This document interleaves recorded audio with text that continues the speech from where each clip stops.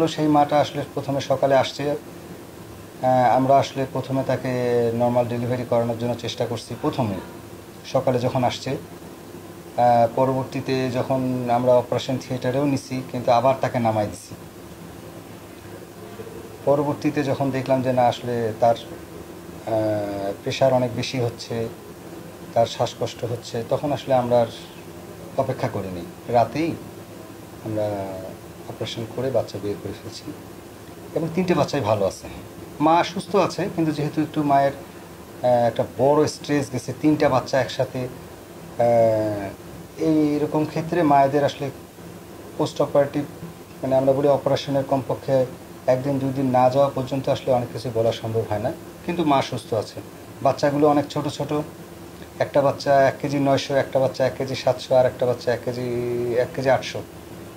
3টে বাচ্চাই পরিপূর্ণ বাচ্চা, এটা একটা ভালো দিক। যদি অপরিপক্ক থাকতো বা অপরিণত থাকতো আসলে আমরা খুব ভয় পেতাম বা চিন্তা করতাম। সেরকম কিছু নেই, কোনো স্যালাইন কোনো ইঞ্জেকশন কিচ্ছু লাগতেছে না বাচ্চাদেরকে। বাচ্চারা ভালো আছে, বুকের দুধ খেতে পাচ্ছে। মা হয়তো আমরা মুখে খাওয়া শুরু করবো একটু পরে। চিকিৎসক হিসেবে আমাদের যে একটা মানে শান্তির জায়গা, সেটা হচ্ছে যে একটা মাকে সুস্থ বাচ্চাগুলো সুস্থভাবে দেয়া যাচ্ছে, এটা একটা বড় জিনিস।